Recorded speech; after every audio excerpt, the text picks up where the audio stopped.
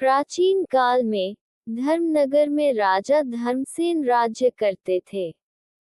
राजा धर्मसेन प्रजावत्सल के साथ साथ ही वे अपने न्याय और सत्यनिष्ठा के लिए प्रसिद्ध थे, बल्कि उनके राज्य में धर्म और सत्य का पालन सर्वोच्च माना जाता था।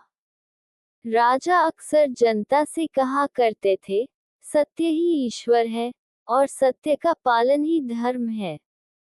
एक दिन राजा ने अपने मंत्री से पूछा कि क्या हमारे राज्य में सभी लोग सत्यवादी हैं और सत्य एवं धर्म का पालन करते हैं। मंत्री ने उत्तर दिया, महाराज, अधिकतर लोग सत्यवादी हैं, परंतु कुछ लोग लालच और झूठ का सहारा जरूर लेते हैं। राजा ने सोचा क्यों न इसे परखा जाए, इसलिए राजा ने इसे परखने का निश्चय किया। उन्होंने एक योजना बनाई और राजमहल के मुख्य द्वार पर एक विशाल सोने का घड़ा रखवा दिया गया और घोषणा की गई कि इसमें सिक्का डालना है, लेकिन वही व्यक्ति डाल सकता है जो जीवन में कभी झूठ नहीं बोले है तथा जो सत्यवादी व्यक्ति है। घोषणा सुनकर पूरे राज्य में हलचल मच गई। लोग सोच में पड़ गए कि क्या वे इस घड़े में सिक्का डालने योग्य हैं। कई लोगों ने सोचा, क्या मैंने कभी झूठ बोला है। जो लोग अपना आत्मविश्वास खो चुके थे, उन्होंने सिक्का डालने का साहस नहीं किया। एक दिन एक गरीब किसान घड़े के पास आया।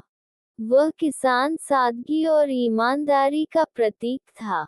उसने राजा के संदेश को पढ़ा और अपने दिल पर हाथ रखकर सोचा, मैंने कभी जानबूझकर झूठ नहीं बोला है।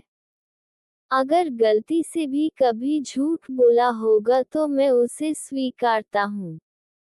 गरीब किसान ने सिक्का घड़े में डाल दिया। राजा ये सब पर्दे के पीछे छिपकर देख रहे थे। तभी राजा ने पर्दे के पीछे से निकलकर किसान को रोक लिया और पूछा, क्या तुम्हें यकीन है कि तुमने कभी झूठ नहीं बोला? किसान ने उत्तर दिया, महाराज, मैं पूर्णतः सत्यवादी होने का दावा नहीं करता, पर मैंने हमेशा सत्य के मार्ग पर चलने का प्रयास किया है।